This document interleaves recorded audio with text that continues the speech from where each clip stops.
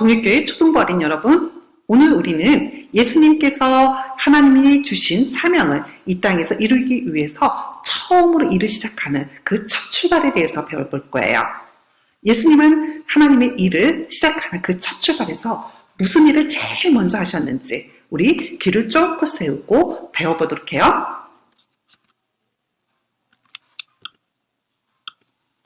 오늘 말씀은 마태복음 3장 13절서부터 시작해서 17절까지의 말씀입니다. 그런데 우리 다 읽지 않고요. 15절 말씀서부터 시작해서 17절 말씀까지 함께 읽어보도록 해요. 예수께서 대답하여 이르시되 이제 허락하라. 우리가 이와 같이 하여 모든 일을 이루시는 것이 합당하니라 하시니 이에 요한이 허락하는지라. 예수께서 세례를 받으시고 곧 물에서 올라오실새 하늘이 열리고 하나님의 성령이 비둘기같이 내려 자기 위에 임하심을 보시더니 하늘로부터 소리가 있어 말씀하시되 이는 내 사랑하는 아들이요 내 기뻐하는 자라 하시니라. 자, 오늘 이 말씀을 통해서 우리가 배워야 될 것은 두 가지가 있습니다. 그것은 세례요한은 하나님의 율법에 따라서 예수님께 세례를 베풀었음을 배울 거고요. 두 번째는 그 세례를 베풀었을 때 하나님께서 말씀해 주셨죠. 하나님의 사랑하는 아들이라고. 그 하나님의 아들이신 예수님이 이 땅에서 사명을 시작하셨음을, 즉 우리를 구원하시기 위한 일을 시작하셨음을 배울 겁니다. 우리가 지난주에 세례요한에 대해서 배웠어요. 세례요한은 모든 사람들을 향해서 외쳤죠. 회개하라고. 그리고 세례를 받으라고 얘기했어요. 그래서 사람들은 세례요한에게 엄청나게 많은 사람들이 몰려들었죠. 근데 그 앞에서 그 애들에게 향해서 세례요한이 뭐라고 외쳤던지 기억나시나요? 바로 나는 물로 너희에게 세례를 주고 오니가 나보다 능력이 많으신 이가 오시다니 나는 그의 신발끈을 풀기도 감당하지 못하겠노라 이렇게 선포했어요. 세례요한보다 더 큰 능력을 가지신, 더 능력이 많으신 이가 온다라는 것을 예표했죠. 그리고 그분이 얼마나 능력이 많으시냐면 그가 그의 신발을 풀기도, 신발끈 풀기도 감당하지 못할 정도로 엄청난 능력이 많으신 위대하신 분이 온다라고 예고했어요. 그리고 이야기하고 그는 나는 지금 물로 세례를 주지만 그분은 성령과 불로 너에게 세례를 베풀 것이다. 그가 할 일을 예고했었죠. 지금 그 세례요한이 예고한 대로 지금 바로 세례요한에게 예수님이 다가오신 거예요. 그렇지만 세례요한에게는 고민이 생겼어요. 어떻게 자기보다도 더 큰 능력을 가지신 분, 더 위대하신 분이 있는데 더 큰 예수님께 세례를 베풀 수가 있어요. 그래서 마음이 많이 고민이 됐어요. 그래서 예수님께 얘기했죠. 내가 당신에게 세례를 받아야 될 터인데 어떻게 당신에게 세례를 받기 위해서 오십니까? 이거는 조금 말이 되지 않잖아요? 이렇게 물었죠. 그러자 예수님께서 뭐라고 대답하셨을까요? 이제 허락하라.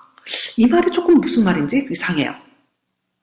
이 말이 분명한 것은 예수님이 더 큰 사람이거든요. 더 큰 사람이기 때문에 어떤 의미에서 보게 되면 세례요한이 그렇게 말하는 것은 당연하다 생각할 거예요. 여러분들 생각을 해보세요. 여러분보다 더 큰 사람이 와서 여러분에게 세례를 받는다고 생각해 보세요. 그런 일은 정말 어떻게 그렇게 할 수 있겠어요? 마찬가지로 세례요한은 굉장히 조심스럽게 위대하신 예수님 앞으로 나아갔죠. 그런데 예수님은 그것을 허락한다라는 거예요.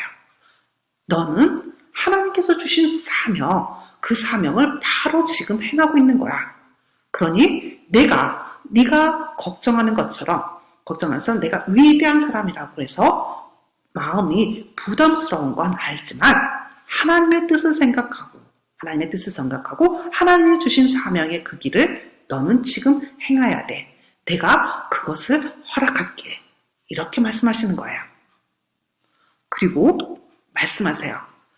우리가 이와 같이 하여 모든 일을 이루는 것이 합당하기 때문이야. 세례요한이 예수님께 세례를 베풀어야만이 모든 일가 이루어지는 것이다라는 거죠. 그렇기 때문에 예수님은 바로 세례요한에게 세례를 받으셔야만 했던 거예요. 모든 의를 이룬다는 것은 과연 무슨 뜻일까요? 우리는 아담과 하와가 죄를 범함으로 인해서 죄 가운데 태어나게 되었어요. 그렇지만 하나님께서는 그것을 너무너무 안타깝게 여기셔서 이스라엘 민족을 선택해서 그들에게 율법을 주셨거든요. 그런데 이스라엘 민족은 그 하나님이 주신 율법을 온전하게 실천하는 것을 실패하고 말았어요. 그래서 하나님은 계획을 하셨던 거죠. 바로 그 율법을 온전하게 이룰 수 있는 하나님의 아들 예수 그리스도를 보내주셔야 되겠다는 생각을 하셨던 거예요. 그래서 예수님은요, 바로 세례 요한의 세례를 받으셔야 했던 거예요. 하나님께서 이스라엘 민족에게 주셨던 그 율법을 바로 이 예수님을 통해서 온전하게 이루셨다는 것을 우리에게 가르쳐 주시기 위한 거죠. 그리고 또 하나 기억해야 될 것이 있어요. 예수님께서는 이 땅에서 세례 요한의 세례를 받으신 것은요, 바로 그 죄의 문제를 우리를 해결하시기 위해서 지금서부터 공생애에서 그의 사역을 시작하시겠다는 거예요. 우리를 죄에서 자유롭게 하시기 위해서 그의 일을 시작한다라는 의미에서도 세례를 받으셔야겠다는 거죠. 자, 이렇게 예수님께서 세례 요한의 세례를 받자 이상한 일이 벌어졌어요. 하늘에서 뭐가 내리냐면 성령님께서 내렸죠. 근데 그 성령님이 내리는 모습이 뭐처럼 보였냐면요, 바로 비둘기가 내려앉는 것처럼 보였어요. 근데 그뿐만이 아니에요. 하늘로부터 들리는 음성이 있었는데요. 그 음성이 바로 뭐였냐면 이는 내가 사랑하는 아들이요 내 기뻐하는 자라 라는 하나님의 음성이 들렸어요. 예수님은 이 땅에서 하나님이 주신 사명을 감당하시는데요. 하나님의 사랑하시는 아들로서, 하나님이 기뻐하시는 아들로서의 일을 시작하셨어요. 그리고 그뿐만 아니라 우리가 동일한 인간의 몸으로서 하나님이 맡겨주신 그 구원의 사역을 시작하셨다는 거죠. 오늘 예수님이 우리를 위해서, 우리를 죄에서 구원하시기 위해서 그의 구원의 여정을 시작하는 첫 번째 하신 일은 바로 세례 요한의 세례를 받으신 그 일서부터 시작했어요. 자, 오늘 말씀을 통해서 우리는 두 가지를 배웠어요. 예수님은 우리의 모든 죄를 해결하시기 위해서 누구의 세례를 받으셨어요? 세례 요한의 세례를 받으셨다라는 거예요. 그 세례 요한의 세례를 받으셨을 때 하나님의 아들이라고 하게 되는, 하나님이 기뻐하시고 사랑하는 아들이라는 음성을 들었죠. 하나님의 아들이신 예수님은 이 땅에서 하나님이 맡기신 일, 즉 우리를 구원하시기 위한 구속의 사역을 시작하셨다는 것을 말씀을 통해서 우리 배웠으니 가슴 깊이 새기고 잊지 않는 동익교회 초등부 어린이들이 되었으면 좋겠습니다.